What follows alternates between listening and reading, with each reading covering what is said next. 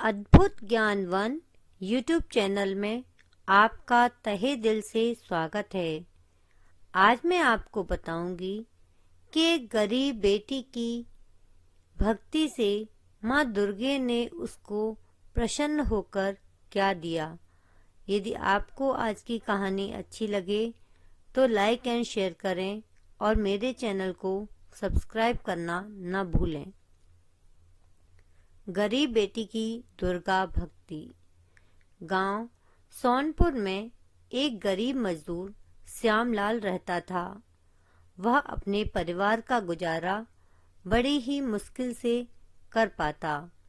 इतनी महंगाई में सारे पैसे परिवार के गुजारे में ही खर्च हो जाते। उसकी बेटी रूपा भी अब विवाह योग्य हो रही थी। वह दिन भर कड़ी मेहनत करता, तब कहीं जाकर थोड़े से रुपए बचा पाता। 2 साल लगातार मेहनत करने के बाद उसने कुछ रुपए जोड़ लिए थे। उसने बेटी की शादी के लिए पास के गांव में एक पढ़ा लिखा लड़का भी देख लिया। श्यामलाल एक दिन शहर से शादी के लिए सामान और कपड़े आदि खरीद लाया। कुछ गांव के चोरों को यह बात पता चल गई थी कि श्यामलाल के घर पर पैसे हैं। उन्होंने रात के समय श्यामलाल का सामान और पैसे चोरी कर लिए। सुबह जब श्यामलाल को पता चला कि उसके सामान और रुपयों की चोरी हो गई है तो श्यामलाल रोने लगा। रोते रोते कह रहा था, हाय, अब मेरी बेटी की शादी कैसे होगी। मेरे जैसे मजदूर ने इतने रुपए बड़ी मेहनत से जोड़ पाए थे। अब मैं कहाँ से शादी के लिए रुपए लाऊंगा। इधर चोर बहुत ही प्रसन्न थे और खुशी खुशी बढ़िया खाने का आनंद ले रहे थे। लेकिन चोर नहीं सोचते कि जिसका हम धन लूट कर लाए हैं उसने कितनी मेहनत की होगी। किसी को लूट कर तुम कितने दिन सुखी रह पाओगे। वह भूल जाते हैं कि ईश्वर के घर देर होती है, अंधेर नहीं। एक न एक दिन तो तुम्हें अपने पापों की सजा जरूर मिलेगी।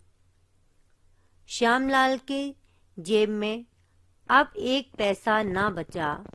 सभी लोग बहुत चिंतित थे कि अब उनकी बेटी रूपा की शादी कैसे हो पाएगी।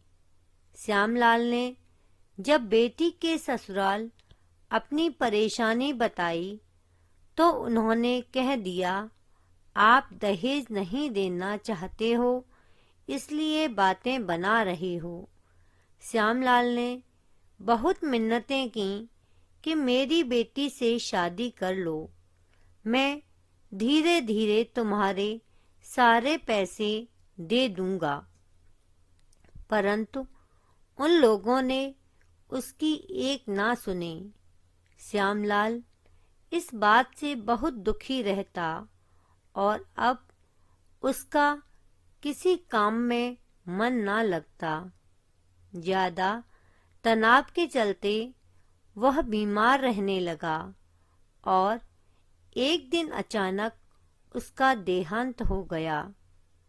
घर में अन्न का एक दाना न था और रूपा का एक छोटा भाई सिर्फ 7 साल का था। अब घर में कमाने वाला कोई न था। रूपा का माँ दुर्गे पर अटूट विश्वास था कि माँ दुर्गे उसे कोई रास्ता दिखाएंगी। पिता की मौत के सदमे के कारण उसकी माँ की मनोदशा पागल की तरह हो गई थी।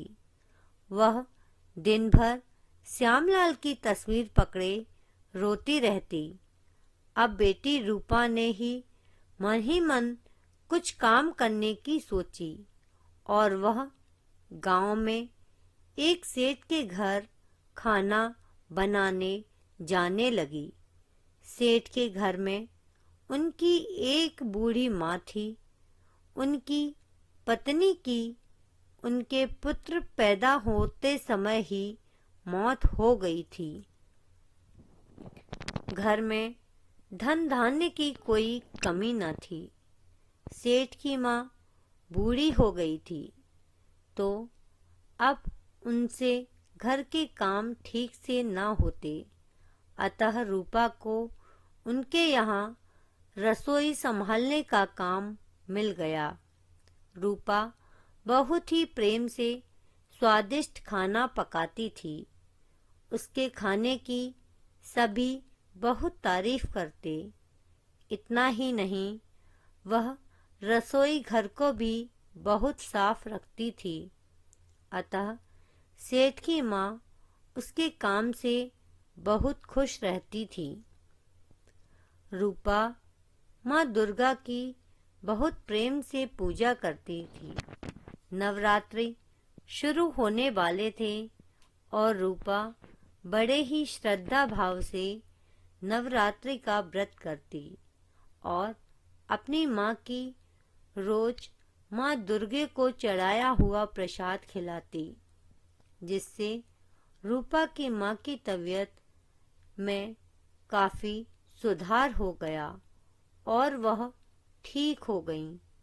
सेठ की माँ बोली, बेटा रूपा, जरा हमारे यहाँ भी माँ का मंदिर सजा देना और मेरी पूजा में मदद करके ही घर जाना।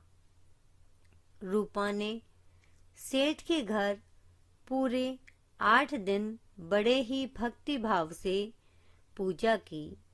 आज नवरात्रि का आखिरी दिन था।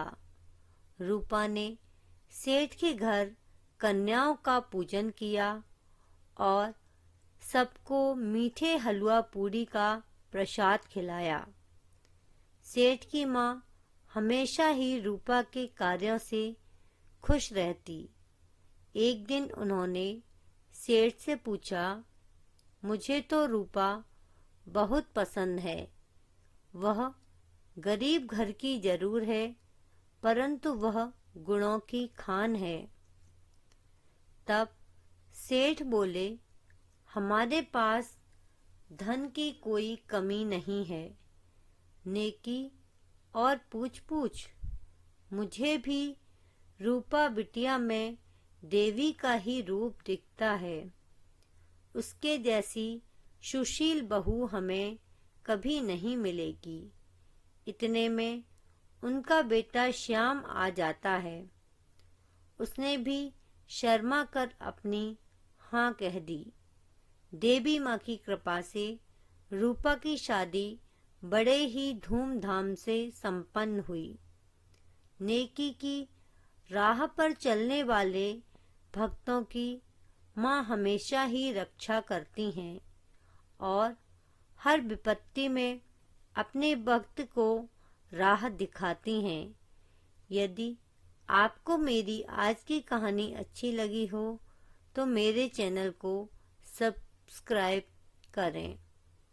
शुभ नवरात्रि।